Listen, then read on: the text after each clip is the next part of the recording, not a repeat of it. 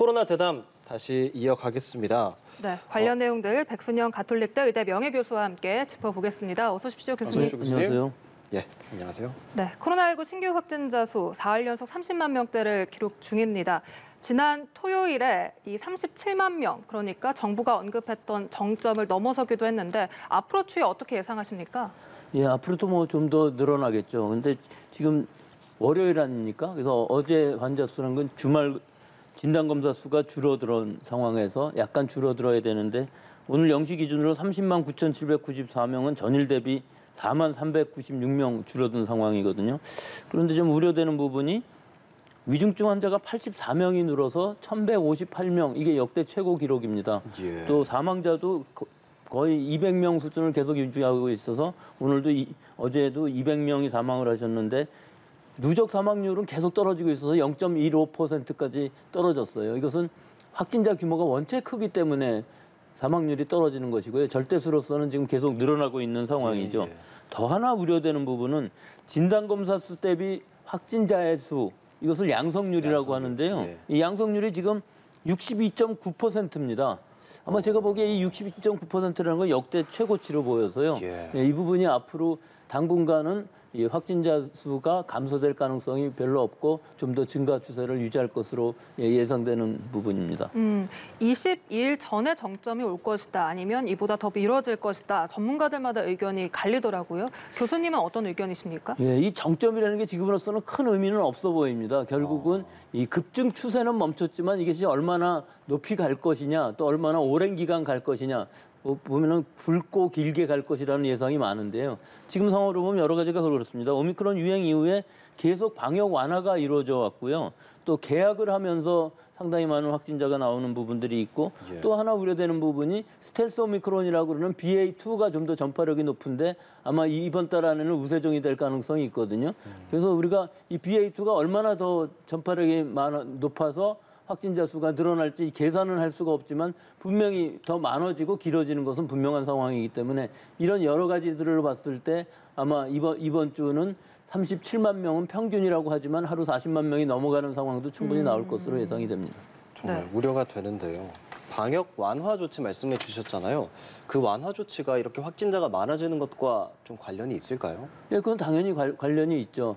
예, 지금 우리가 정점을 아직 모르는 시기에서 방역을 완화했기 때문에 어떻게 됐든 우리 국민들의 방역 의식이 좀 더 떨어지면서 또 여러 가지 접촉이 많아지면서 늘어날 수밖에 없는 상황인 것은 맞습니다. 이것이 방역 완화라는 것이 정점을 지나서 좀 꺾어지는 지점, 즉 우리가 그 정점이 확인된 시점에서 완화한다면 큰 걱정이 없겠습니다만은 지금으로서는 환자의 규모가 어느 정도 될지 모른다면은 위중증화율 사망률이 아무리 낮다 해도 절대적인 수치가 우리 의료 체제가 그걸 감당하지 못한다면은 위험하다는 불확실성이 남아 있기 때문에 더 우려되는 것이죠. 네. 그러면 앞으로 사망자 수가 어느 정도로까지 늘어날 거라고 예상하십니까? 지금 200명대 수준인데요. 이 200명대라는 것이 지금 2, 3주 전, 즉 하루에 100명, 하루에 한 그 10,000명 정도, 10만 명 정도죠. 예, 10만 명 정도가 발생했을 때의 것을 지금 반영하고 있는 것이기 때문에 지금 20만, 30만으로 가게 되면 적어도 그 확진자가 발생한 다음에 1, 2주 후 또 그 1, 2주 후에 다시 사망자가 발생하는, 즉 2, 3주 한 달 기간 동안에 이 확진자가 시차를 두고서 위중증화 사망자가 되는 상황이기 때문에 지금 30만 명 정도라고 치면은 뭐 거의 3배 수준 아니겠습니까? 예. 그러면은 지금 200명 발생하던 것이 거의 500명 수준까지는 단시간이기는 하지만은 발생할 우려가 굉장히 있어서 지금까지 오늘까지 발생한 누적 사망자가 1,595명인데요. 네. 예. 아마 이 정도 수치가 앞으로 한 달 동안에 나오지 않을까. 즉 지난 2년 2개월 동안에 나왔던 사망자 수가 앞으로 한 달 동안에 나올 가능성이 충분히 있어 보입니다. 네. 그리고 방역 당국이 감당 가능한 중환자의 정점을 2,000명 내외라고 전망을 했거든요. 그러면 중환자 수도 어느 정도로 예측을 하십니까? 중환자 수인 경우에 있어서도 지금 1,000명이 넘어가고 있는 상황이고 최대치를 기록하고 있는데요. 병상 가동률도 60%를 넘는 상황이어서 이 2,000명을 넘어간다는 상황은 사실은 거기까지는 그래도 감당 가능한 수준이라고 그러는데 네. 2,500명까지 가게 된다면 여러 가지 방법을 사용을 해야 되겠죠. 병상 회전율을 높인다든지 뭐 여러 가지 병상을 좀 더 확보하는 상황, 또 중환자실이 아닌 부분에서도 중환자를 치료를 하는 이런 여러 가지 위급 상황들을 다 동원을 해야 겨우 감당할 수 있을 정도가 되지 않을까 그렇게 생각합니다. 예, 말씀해주신 그 병상 확보에 있어서 오늘부터 코로나 경증 무증상 환자는 음압병실이 아니라 일반 병실에서 치료를 시작한다고 합니다. 뭐 이게 병상 부족 문제를 해결하는 데 도움이 될 수 있을까요? 네, 이게 지금 입원 환자들이 너무 많이 늘어나다 보니까 코로나19 증상이 아니고 일반 기저질환으로 입원해 계신 분들이 확진이 되는 경우에 있어서는 이분들은 사실 코로나 증상은 그다지 심하지 않지만 기저질환 때문에 입원을 계속 유지가 돼야 되는데 이 부분들을 음압격리 병실로 다 옮기기는 굉장히 어려운 상황이라 서울대병원이나 울산대 아산병원 같은 데서 이제 일반 병실에서 이 확진자 치료를 시작을 하고 있는데 사실 감염 관리만 잘 된다면은 큰 문제는 없이 치료가 가능할 것으로 보입니다. 그래서 원래 자기가 치료받던 그 예를 들어서 뭐 파킨슨병이라든지 뭐 신경과라든지 뭐 여러 과들에서 계속 치료를 받을 수 있는 상황이 될 수가 있는 것인데 이것이 큰 병원이 아니고 이제 중소병원으로 가게 되면 그 감염 관리가 굉장히 어려워지겠죠. 근데 이렇게 환자 수가 많이 늘어나다 보면은 일반적인 병실에서 확진자를 치료할 수밖에 없는 불가피한 상황이 되기 때문에 이런 감염 관리를 얼마나 잘 할 수 있느냐 하는 여러 가지 지침들을 만들어서 원내에서 감염 확산이 일어나지 않게끔 하는 것이 중요한데 지금 서울대병원의 경우에 있어서는 시행한 지 한참 됐는데도 추가 확산은 없었다고 합니다. 네. 그리고 정부가 그동안 임신부를 위한 병상도 250개까지 늘리겠다 이렇게 발표를 했는데 어제는 평택에 있는 코로나 확진자 임신부가 경남까지 이동을 해서 출산을 했습니다. 여전히 병상이 부족한 겁니까?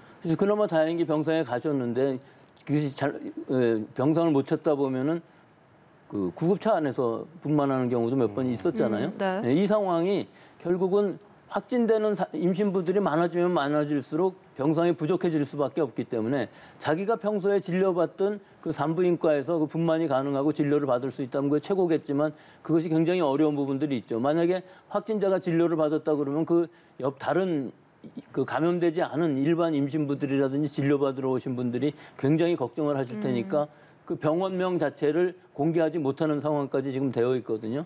그러니까 이런 부분에 있어서는 사실은 확진자라고 그래서 지금 그 임신부 또는 분만하시는 분이 굉장히 증상이 심하거나 그런 경우가 아닐 경우가 대부분인데도 불구하고 병상이 부족해갖고 분만이 불가능한 상황이 되는 경우가 많고 그 지역에서 분만을 못하는 경우가 많은데 사실은 이건 근본적으로 우리나라에서 군 단위에서 분만 못하는 군도 상당히 많이 있거든요. 그래서 산부인과 중에서 산과가 굉장히 적기 때문에 부인과는 어디든지 갈 수 있습니다. 그래서 근본적인 문제부터 해결을 해야 되는 상황에서 지금 코로나 시대에 있어서는 임신부들이 제대로 분만을 할 수 있는 그 병원을 지정해 주시고 또 진료를 받을 수 있는 병원도 지정을 해 주셔야 되는데 그것이 절대적으로 지금 좀 부족한 부분이 있어서 그 지역 내에서 진료 분만을 못하는 경우는 먼 거리까지 가는 경우가 왕왕 생기고 있습니다.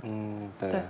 이 소아특화 거점 전담병원도 26곳에서 65곳으로 크게 늘렸습니다. 그런데 인구가 가장 많은 서울 지역에는 이 소아특화 거점 전담병원이 한 곳도 없다고 합니다. 그 이유가 뭡니까? 예, 실제로는 서울에서는 한 곳도 없고 전국적으로 봤을 때에도 그 병상이라는 것이 의료진이 부족해갖고 30% 내지 50% 정도밖에 지금 할 수 없다고 합니다. 그러니까 서울 시내에 있는 그 소아과들 중에서 이 대면 진료를 할 수 있는 특화된 이 거점 병원들을 만들어줘야 되는데 아직까지 서울에서는 마련되고 있지 않아서 서울에서 만약에 대면 진료를 받으려면 경기권까지 가야 되는 상황 이런 상황이 되었는데 뭐 호흡기 전담 클리닉 중에서는 소아를 일부 받는 병원들도 있기는 합니다만 그 절대수가 부족해서 좀 이런 문제가 생기는 것이죠.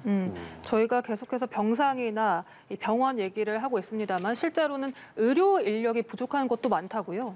예, 그렇습니다. 의료진들의 경우에 있어서 지금 감염되었을 경우 일반인들은 7일 격리인데 이것을 5일로 줄이고 5일, 또 때에 따라서는 3일까지도 줄이는 상황이지만 그렇다고 하더라도 확진자들이 많이 늘어남으로 해갖고서 또 격리되는 사람들이 생김으로 해갖고서 출근을 못 하시는 분들이 있어서 의료진 자체도 부족한데 그 격리되시는 분들이 더 늘어남으로 해갖고서 의료진의 부담이 상당히 커지고 있는 상황이죠. 예. 네. 그리고 오늘 조금 전에 5세에서 11세 사이 어린이에 대한 백신 접종 계획을 정부가 발표를 했습니다. 그래서 이달 말부터 접종이 시작되게 되는데 그런 다른 나라에 비해서는 좀 늦어졌단 말이죠. 앞으로 접종을 하게 되면 생겨날 뭐 효과 같은 거 어떻게 보시나요? 뭐 효과는 충분히 있다고는 봅니다. 하지만 감염 예방 효과는 제한적이고요. 중증화를 막아주는 효과는 충분히 기대가 가능한데 사실은 파이자의 30마이크로그램 용량이 어른 용량인데 이것은 3분의 1 줄여서 10마이크로그램으로 했기 때문에 부작용 사례는 그다지 많지 않다고 합니다. 하지만 지금 시간적으로 봤을 때에는 지난달 23일 날 식약처의 승인을 받았고 이제 국가 출하 승인 같은 것들을 받으면서 예방접종 전문위원회에서 권고가 나오면은 이번 달 말부터 시작을 할 수가 있다고 하는데 이번 달 말부터 이제 고위험군들, 기저질환이 있는 아이들, 5세에서 11세 아이들을 맞추기 시작하면은 2차 접종은 그 3주 후, 또 14일 기간 지나서 면역을 얻게 되면은 적어도 5월 초나 돼야 면역을 얻게 되는 상황인데 일반 어린 아이들 같은 경우에 있어서는 그것보다 더 늦어질 상황이기 때문에 결국은 오미크론 유행이 다 지나간 다음에 예방접종을 맞는 상황이 됐기 때문에 이 예방접종의 수용성은 굉장히 많이 떨어질 것으로 보이고요. 사실 5세에서부터 11세라고 하더라도 건강한 어린아이들의 경우에 있어서는 그다지 맞을 필요가 크지는 않지만 부모들이 생각하기에 오미크론이 이 성장기의 아이들에 감염되었을 때 그 부작용, 후유증들을 생각한다면은 맞춰야 되겠다는 부모들도 많이 있거든요. 그렇기 때문에